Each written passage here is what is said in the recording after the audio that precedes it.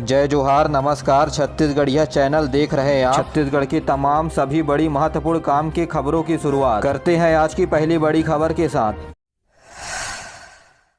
छत्तीसगढ़ की अंबिकापुर के दरिमा स्थित मां महामाया एयरपोर्ट पर बहुप्रतीक्षित हवाई जहाज हवाई पट्टी पर परीक्षण के लिए रुका। रायपुर से आकर दरिमा में उतरने वाले विमान के दौरान स्वास्थ्य मंत्री टी.एस. सिंहदेव मौजूद थे। काफी संख्या में जनप्रतिनिधि यहां स्वागत के लिए उपस्थित थे। आपको बता दें कि सरगुजा संभाग में हवाई सेवा प्रारंभ करने के लिए लगातार परीक्षण और टेस्टिंग किए जा रहे हैं। इसी कड़ी में हवाई जहाज पहली बार हवाई पट्टी पर उतरा। विमान के उतरने के बाद डीजीसी टीम के द्वारा निरीक्षण किया गया, जिसके पश्चात अब हो सकता है कि 1 महीने के बाद या 1 महीने के अंदर विमान सेवा प्रारंभ करने के लिए अनुमति मिल जाए। आपको बता दें कि इसी के साथ यह सी ग्रेड का एयरपोर्ट बन जाएगा, जहाँ नाइट लैंडिंग की सुविधा उपलब्ध नहीं है। परीक्षण अधिकारियों ने मां महामाया एयरपोर्ट के रनवे को काफी अच्छा बताया। इसके बाद यहाँ से 72 सीटर या 19 से 22 सीटर विमान का संचालन प्रारंभ करने के लिए दिल्ली से अधिकारियों की टीम का दौरा कराया जाएगा। बता दें कि वर्तमान में बिलासपुर, जगदलपुर और रायपुर में हवाई सेवा प्रारंभ हो चुकी है। छत्तीसगढ़ में लोक शिक्षण संचालनालय के द्वारा शिक्षक भर्ती का नोटिफिकेशन जारी कर दिया गया है। जी हाँ, इनके द्वारा संक्षिप्त विज्ञापन प्रकाशित कर दिया गया है। जी हाँ, छत्तीसगढ़ के बस्तर और सरगुजा संभाग में शिक्षा विभाग के माध्यम से रिक्त पदों के लिए आवेदन मंगाए गए हैं। जी हाँ, ई और टी संवर्ग की अलग अलग पदों पर बात किया गया है। व्यावसायिक परीक्षा मंडल के द्वारा ऑनलाइन फॉर्म भरे जाएंगे। अगर हम पदों की बात करें तो व्याख्याता ई और टी संवर्ग वाणिज्य के 66 पद, तो वहीं गणित के 147 और भौतिक के 219 पदों पर नियुक्ति की जाएगी। कुल व्याख्याता के लिए कुल 523 पद निकाले गए हैं। वहीं शिक्षक ई और टी संवर्ग के लिए 5772 पद निकाले गए हैं। इसके अलावा सहायक शिक्षक ई एवं टी संवर्ग के लिए 6285 पदों के लिए भर्ती की जाएगी। कुल मिलाकर के 12489 पदों पर शिक्षक भर्ती छत्तीसगढ़ में किया जाएगा। आपको बता दें कि इस परीक्षा के बारे में विस्तृत जानकारी आज वेबसाइट पर अपलोड किए जाएंगे। इच्छुक अभ्यर्थी 6 मई 2023 से आवेदन ऑनलाइन व्यापम के वेबसाइट पर आवेदन कर सकते हैं। तो वहीं व्यापम के द्वारा अभी परीक्षा तिथि की घोषणा नहीं की गई है। देश में चल रहे सामाजिक आर्थिक सर्वेक्षण के संबंध में दावा आपत्ति के निराकरण के लिए 5 मई से 15 मई तक निराकरण हेतु ग्राम सभा का आयोजन किया जाएगा। दावा आपत्ति के बाद पंचायत के पर्यवेक्षक इस दावा आपत्ति पत्र का निराकरण करेंगे। इसके लिए प्रदेश भर के 10,000 से अधिक ग्राम पंचायतों में ग्राम सभा का आयोजन किया जाएगा। आपको बता दें कि आर्थिक सर्वेक्षण जो 1 अप्रैल से 30 अप्रैल के बीच घर घर जा करके आंगनबाड़ी कर्मियों और शिक्षकों के द्वारा किया गया है, उसका अनुमोदन और दावा आपत्ति हेतु निराकरण का काम आज से 15 मई के बीच किया जाएगा। और दावा आपत्ति पूरा होने के बाद सर्वेक्षण की जानकारी पंचायत विभाग के वेबसाइट में अपलोड कर दिया जाएगा। और आइए जानते हैं अब मौसम का हाल। रायपुर में सामान्य तौर पर बादल छाए रहेंगे और बारिश भी हो सकती है। न्यूनतम 17 डिग्री सेल्सियस तापमान, तो वहीं अधिकतम 32 डिग्री सेल्सियस तापमान रहने का अनुमान है। तो वहीं अन्य जगहों पर आंशिक रूप से बादल छाए रहेंगे। प्रदेश में कहीं भी तेज बारिश होने की संभावनाएं नहीं है। दुर्ग जिला पंचायत अध्यक्ष के चुनाव में कांग्रेस समर्थित पुष्पा यादव भाजपा समर्थित प्रत्याशी हर्षा चंद्राकर को हराकर जीत दर्ज की है। इस चुनाव में पुष्पा यादव को 8 और हर्षा चंद्राकर को 4 वोट मिले। खबर के मुताबिक जिला पंचायत के अध्यक्ष रहे शालिनी यादव के मौत के बाद अध्यक्ष के पद को भरने के लिए दूसरा चुनाव कराया गया।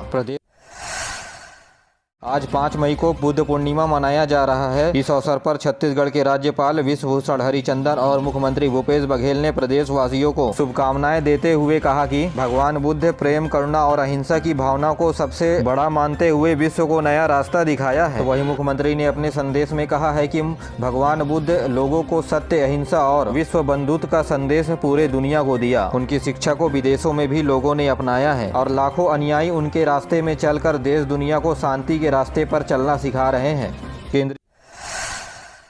केंद्रीय युवा खेल मंत्री अनुराग सिंह ठाकुर आज लखनऊ के गोमती नगर के इंदिरा गांधी प्रतिष्ठान में खेलो इंडिया विश्वविद्यालय के लोगो और जर्सी का उद्घाटन करेंगे। साथ ही शुभंकर और गीत का भी शुभारंभ करेंगे। वहीं विश्वविद्यालय स्तर पर खेलो इंडिया प्रतियोगिता का आयोजन 23 मई से 3 जून तक आयोजित किया जाएगा। रायगढ़ जिला के बोयली दादर स्टेडियम में ग्रीष्मकालीन खेल प्रशिक्षण शिविर का आयोजन किया जाएगा। इसमें बच्चों को मुफ्त में कई खेलों का प्रशिक्षण दिया जाएगा। रायपुर के सटूप ITI में 9 मई को रोजगार मेले का आयोजन किया जाएगा। वहीं राजनांदगांव के जिला रोजगार कार्यालय में भी 9 मई को रोजगार शिविर लगाया जाएगा। राजनांदगांव के कलेक्टर डोमन सिंह ने जिला में हुए सड़क हादसे में घायल और मृतक परिजनों को 10 लाख रुपए की सहायता राशि देने की बात कही है। इसके तहत सड़क दुर्घटना में मृतक व्यक्तियों को 25,000 रुपए और सड़क दुर्घटना में गंभीर रूप से घायल व्यक्तियों को 10,000 रुपए की आर्थिक मदद दी जाएगी। केंद्र सरकार के द्वारा देश के विभिन्न रेल मंडलों में देखो अपना भारत परियोजना की शुरुआत की गई है और एक भारत श्रेष्ठ भारत पर्यटन को बढ़ावा देने के लिए भारत गौरव पर्यटन ट्रेन की शुरुआत की है। ट्रेन के माध्यम से स्थानीय लोगों को देश की संस्कृति, पर्यटन और विरासत से रूबरू करवाने के लिए एक नई पहल की गई है। वहीं छत्तीसगढ़ और नागपुर के बीच यात्रियों के लिए IRCTC के द्वारा भारत गौरव ट्रेन का शुरुआत 25 मई से किया जाएगा। यह ट्रेन बिलासपुर से दक्षिण दर्शन के लिए रवाना होगी। यह ट्रेन छत्तीसगढ़ के बिलासपुर, भाटापारा, तिल्दा, नेवरा, रायपुर, दुर्ग, राजनांदगांव और महाराष्ट्र के तिरोड़ा, बंडारा, गोंदिया, नागपुर स्टेशनों से होकर जाएगी, जहां से यात्री भारत दर्शन के लिए इस ट्रेन में सवार हो सकते हैं। शानदार 8 दिन की इस यात्रा में रामेश्वरम, मदुरई, तिरुपति और श्रीशैलम मल्लिकार्जुन की मंदिर में दर्शन कराए जाएंगे। इसके लिए 8 दिनों में 15,500 रुपए प्रति व्यक्ति का खर्च आएगा। इच्छुक यात्री ऑनलाइन IRCTC के वेबसाइट तथा अधिकृत एजेंट से बुकिंग करा सकते हैं।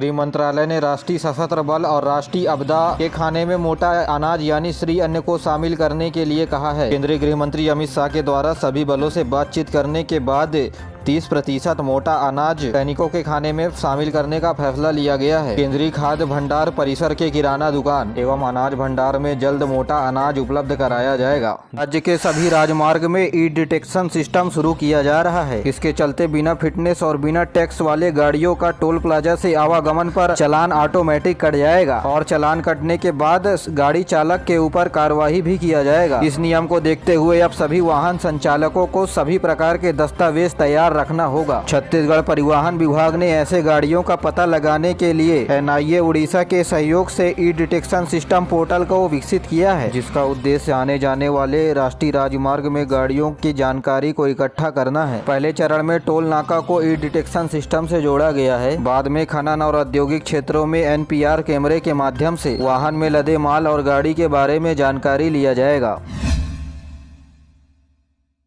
छत्तीसगढ़ में पावर कंपनी में 71 पदों पर निकली भर्ती। Chhattisgarh state power transmission company ने जारी किया आदेश, डाटा एंट्री ऑपरेटर के 400 पदों के लिए जल्द होगी भर्ती। आरक्षण के तत्काल राहत के बाद राज्य शासन के निर्देश पर तत्काल पालन करते हुए Chhattisgarh state power transmission company ने 70 पदों पर भर्ती के लिए आदेश जारी किया है। आपको बता दें कि हाई कोर्ट के आदेश के बाद भर्ती प्रक्रिया रुकी हुई थी। जी हाँ, इसमें डाटा एंट्री ऑपरेटर एवं जूनियर इंजीनियर की नियुक्ति के आदेश जारी किए हैं। इनमें डाटा एंट्री ऑपरेटर के विभागीय आवेदकों में से 40 अभ्यर्थियों की नियुक्ति के आदेश जारी किए गए हैं। इसमें डिस्ट्रीब्यूशन कंपनी के 31, ट्रांसमिशन कंपनी के 5 और जनरेशन कंपनी के 4 अभ्यर्थियों की नियुक्तियों के आदेश जारी किए गए हैं। ITI इलेक्ट्रॉनिक्स एवं कंप्यूटर साइंस ब्रांच के अभ्यर्थी के साथ ही डाटा एंट्री ऑपरेटर के 400 पदों पर शीघ्र भर्ती पूरी कर ली जाएगी। इसके लिए दस्तावेज परीक्षण की प्रक्रिया भी प्रारंभ कर दी गई है। छत्तीसगढ़ में प्री नर्सिंग स्टेट का परीक्षा केंद्र बढ़ाने की मांग की जा रही है। संचालक चिकित्सा शिक्षा ने व्यापम को लिखा पत्र। जी हां, प्री नर्सिंग स्टेट की परीक्षा में केंद्र बढ़ाने की मांग को लेकर संचालक चिकित्सा शिक्षा ने व्यावसायिक परीक्षा मंडल के नियंत्रक को पत्र लिखा है। उन्होंने कहा कि नर्सिंग के सभी पाठ्यक्रमों में प्रवेश परीक्षा के आवेदकों की संख्या में वृद्धि हो रही है। बढ़ती संख्या को देखते हुए परीक्षा केंद्र बढ़ाए जाएं। नर्सिंग एसोसिएशन के अध्यक्ष राजीव गुप्ता ने बताया कि प्राइवेट नर्सिंग कॉलेज एसोसिएशन और छत्तीसगढ़ की मांग पर पत्र लिख करके व्यापम को भेजा गया है। आपको बता दें कि प्रदेश भर के 5 संभाग मुख्यालयों में परीक्षा केंद्र बनाया गया है, जिसकी वजह से बच्चों को 200 किलोमीटर दूर से परीक्षा देने के लिए आना पड़ता है। यात्रीगण कृपया ध्यान दें, छत्तीसगढ़ में 4 मई से 20 मई तक रद्द रहेगी 20 ट्रेनें, तो वहीं 60 से अधिक ट्रेनें दूसरी जगह से जाएगी। रायपुर रेलवे स्टेशन यार्ड के आधुनिकीकरण के कार्य के चलते रेलगाड़ियों का परिचालन 7 दिनों के लिए प्रभावित हो गया है। रायपुर से RHV ब्लॉक हंट के बीच रेल लाइन में सुधार का काम किया जा रहा है, जिसके चलते अब ट्रेनों को उरकुरा स्टेशन पर अस्थायी ठहराव किया गया है, जहाँ से रेल यात्रियों को उरकुरा और रायपुर स्टेशन के बीच बसों की सुविधा दी गई है। यह काम पूरा होने के बाद ट्रेन तेजी से और समय के साथ स्टेशन पर आएगी। रेलवे द्वारा इसके लिए हेल्पलाइन नंबर भी जारी किया गया है, जो स्क्रीन पर दिखाई दे रहे हैं। ट्रक और बुलेरो में जबरदस्त भिड़त, एक ही परिवार के 10 लोगों की हुई मौत, सड़क पर बिछी लाश, जिंदा बचा एक मासूम। जी हां, राष्ट्रीय राजमार्ग जगतरा के पास ट्रक और बुलेरो की जबरदस्त भिड़त हुई है। इस भीषण हादसे में एक ही परिवार के 10 लोगों की मौत हो गई। दुर्घटना में एकमात्र बच्चा बचा हुआ है, जो गंभीर रूप से घायल है। घायल बच्चे की इलाज के लिए अस्पताल में भेजा गया है। सोरम से मरकाटोला शादी के लिए परिवार जा रहा था, जहाँ मौत से सामना हो गया। तो वहीं CM भूपेश बघेल ने ट्वीट करके कहा कि बलौद के पुरूर और चारमा के बीच बलौद गहन के पास शादी कार्यक्रम में जा रहे बुलेरो और ट्रक के बीच भिड़ंत से 10 लोगों की मृत्यु हो गई है, जहां मुख्यमंत्री ने ट्वीट करके संवेदना व्यक्त की है।